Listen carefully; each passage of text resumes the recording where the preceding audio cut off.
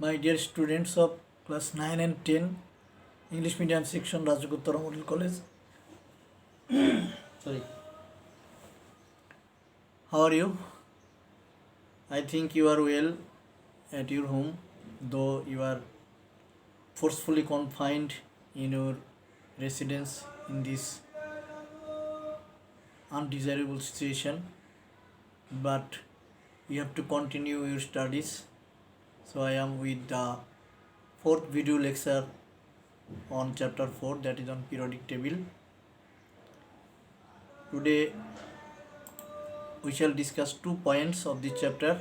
Number 1, we shall try to understand that electronic configuration is the real basis of the modern periodic table.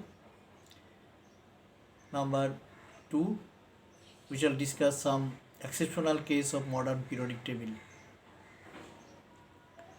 Let us start with the first point, that electronic configuration is the real basis of periodic table. You know, Mendeleev was the first successful man to make a chart of the elements in a tabular form, which was known as Mendeleev's periodic table. He took the atomic mass as the basis of the periodic table. For this reason, some anomalies were found in his periodic table. Next time, Moseley proposed to arrange the elements in the periodic table in the increasing order of their atomic number instead of atomic mass, and that idea removed the limitation of Mendeleev's periodic table. Though atomic number is the base of arranging the elements in the modern periodic table, but the structure of the modern periodic table is depending on the electronic configuration. With the help of electronic configuration, you can explain many of the characteristics of this periodic table, but with the help of atomic number, we cannot do so. Let us justify that the electronic configuration is the real basis of periodic table. Number 1 point, the position, that is the group number and period number of an element, can be determined with the help of electronic configuration. Without writing the electronic configuration, you cannot find out the position. If you just know the atomic number, you cannot tell me the position of the element. But you know, atomic number is the number of proton present in the nucleus, and in an atom the number of proton and electron are always same. By writing the electronic configuration, we can easily find out the position of an element in the periodic table. For an example, arsenic with atomic number 33, that is, it has 33 electrons. This is the electronic configuration of arsenic. The electronic configuration shows that there are 4 energy levels involved in the electronic configuration. So the element is placed in the 4th period. Again, the last electron is entering into p orbital, so it's a p block element, and the group number is 2 plus 3, that is the number of electron in the outermost energy level, that is 2 plus 3 is equal to 5, plus 10. That is the rule of finding out the group number of p block elements. I have already discussed this point in the previous lecture. So group number is 15. Similarly, for molybdenum, it shows that the last electron enters into d orbital, and there are 5 energy levels involved: 1, 2, 3, 4, 5. So the element is placed in the fifth period. Group number is found out by the rule that the number of electron in the outermost energy level plus the number of electron in the d orbital of the penultimate energy level, that is 1 plus 5 is equal to 6. So molybdenum is placed in the fifth period, group 6. In this way we can find out the position of any element in the periodic table with the help of electronic configuration. So electronic configuration should be taken as the real basis of periodic table. We have more logics. Number 2, the elements with similar electronic configuration in the outermost energy level exist in the same group of the periodic table, and elements with different electronic configuration in the outermost energy level exist in different groups. That is, the electronic configuration is determining the group of any element. Here look at hydrogen. The electronic configuration shows that the only orbital, 1s orbital containing 1 electron, lithium containing 1 electron in the s orbital of the outermost energy level, sodium also containing 1 electron in the outermost energy level in s orbital, potassium containing 1 electron of the s orbital of the outermost energy level. So the electronic configuration of outermost energy level of these 4 elements are same: S1, S1, S1 and S1. Since the electronic configuration of the outermost energy level of these groups are same, they are placed in the same group, that is in group 1. But these elements have different electronic configuration. It is containing 2 electrons. Hydrogen containing 1 electron in the outermost energy level, whereas helium containing 2 electrons in the outermost energy level. That is, the electronic configuration has been changed. Since the electronic configuration are not similar, they are not placed in the same group, rather they are placed in the different group. Helium is placed in group 2. Again, beryllium has 2 electrons in the outermost energy level of s orbital. Magnesium has 2 electrons in the s orbital of the outermost energy level. Calcium also has 2 electrons in the s orbital of the outermost energy level. That is, the electronic configuration of the outermost energy level of these 4 elements are same. For this reason they are placed in the same group. So it is very clear that electronic configuration is determining the group of elements.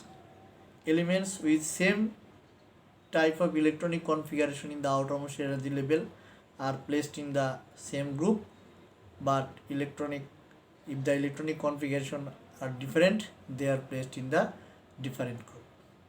So now we are more convinced that electronic configuration is the real basis of modern periodic table.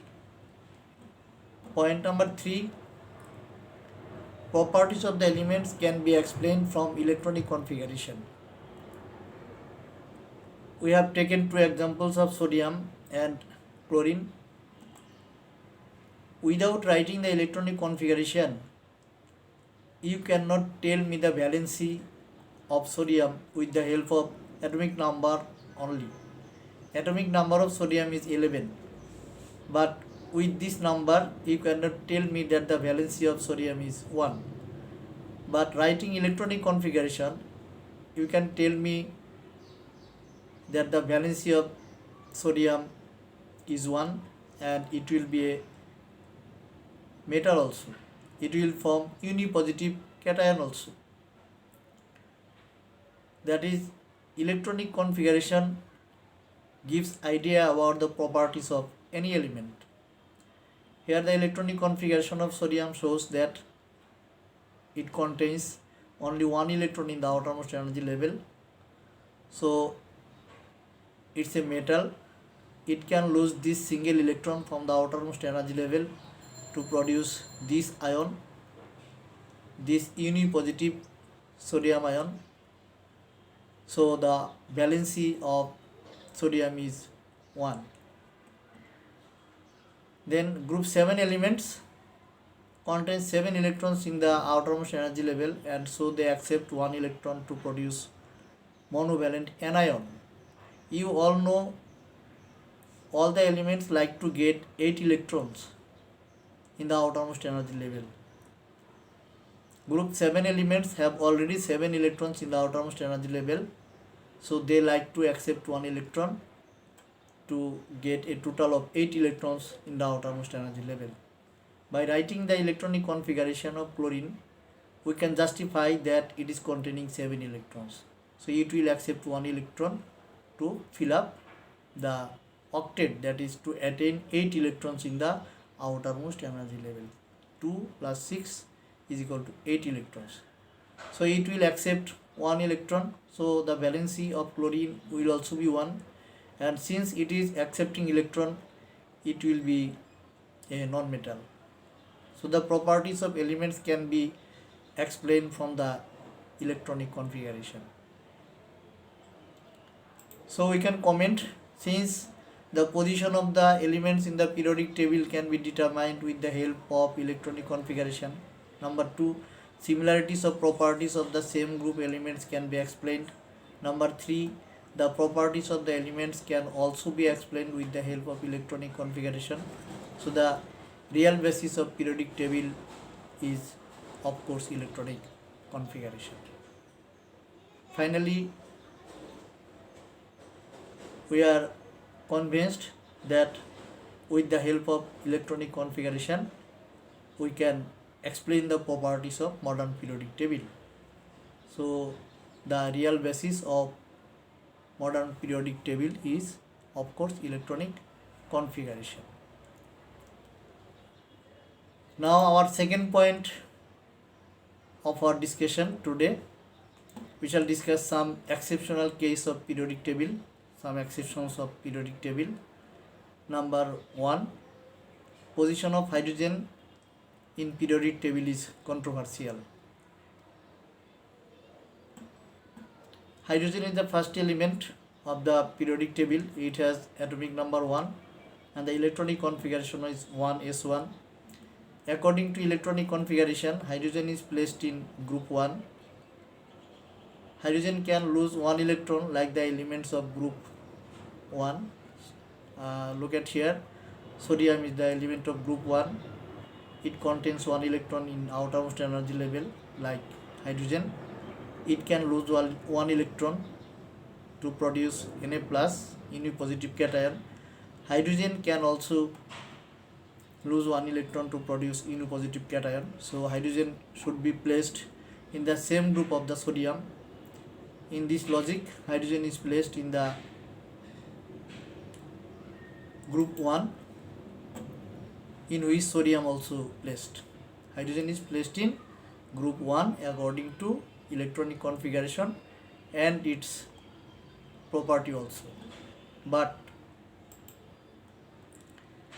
hydrogen is a non-metal, whereas all other elements of this group, lithium, sodium, potassium, rubidium, cesium and francium, are metals. Look at the periodic table. All the elements other than hydrogen, lithium, sodium, potassium, rubidium, cesium, francium are metal. They all are metals, but hydrogen is a non-metal. So the position of hydrogen in group 1 is not that much justified. Another point,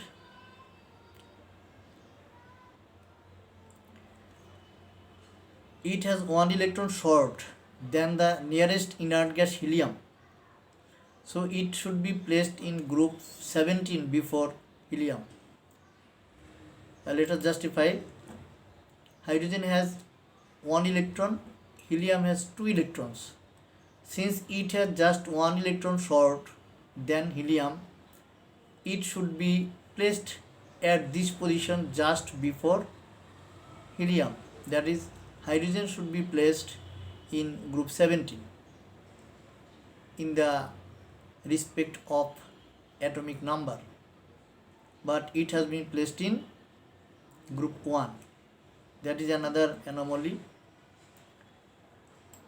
Then the third point, like group 17 elements, that is fluorine, chlorine, bromine, iodine, hydrogen is also diatomic. So it should be placed in group 17 with the halogens. Look at this. In this group, fluorine, chlorine, bromine, iodine, etc. are diatomic. Since they are diatomic, hydrogen is also diatomic. So hydrogen should be placed just above fluorine in group 17. It should not be placed in group 1 because none of the elements in this group are diatomic. So it is very clear that there are some logic for placing hydrogen in group 1 and there are some logic for placing hydrogen in group 17 also. So the position of hydrogen in the periodic table is controversial. Another exceptional case, the position of helium is also controversial. According to electronic configuration, helium should be placed in group 2 because helium has 2 electrons and the electronic configuration is 1s2. As an S block element, it should be placed in the first period and in group 2 because it is containing 2 electrons in the s orbital and the last electron also entering into s orbital. Since it is an S block element, it should be placed in group 2, but it has been placed in group 18 with the P block elements. Look at this, helium has been placed in group 18 with the P block elements. These 6 columns involve the P block elements, but helium is not a P block element, it is an S block element. It should be placed here according to electronic configuration, but it has not been placed here. It has been placed in group 18 with the group of inert gases. Since helium is an inert gas, it has been placed in group 18 with all other inert gases. So it is also an exceptional case. The third exceptional case is the position of the elements of the lanthanide series and actinide series. Elements of the lanthanide series should be placed in the 6th period, group 3, and the elements of actinide series should be placed in the 7th period in group 3. But it is not possible to place 15 elements of this series in one position, so they are placed below the periodic table separately. Look at this. These are the lanthanides. It is the part of the 6th period and they should be placed in the 6th period because 6th period starts with atomic number 55, then 56. Element 57 should be placed here, then 58, 59 and so on. So the lanthanide should be placed at this position, but since there is only one position for these 15 elements, it is not possible to place all the 15 elements in this position. For this reason, they are placed separately below the main structure, main part of the periodic table. And similar fact is also happen in case of actinides. Actinides are the elements of the 7th period. The period starts with atomic number 87, the element is francium, then 88. Next element, atomic number 89 is placed here, 90, thorium and so on. So all the elements of the actinide series should be placed in this position, but one position cannot occupy 15 elements. For this reason, this series is placed separately below the main part of the periodic table. That is another exceptional case of modern periodic table. So these are the last point of our discussion today. I have given you some homeworks. I have given 3 explanatory questions. Solve this problem. You can take help of your textbook also. I have also given 3 multiple choice questions. You have to solve this problem. Study this part of this periodic table very carefully. It is very important part of this chapter, and I shall deliver the next video lecture after 2 or 3 days. Please complete the study of this lecture in this period of time. Thank you very much for being with me. Take care.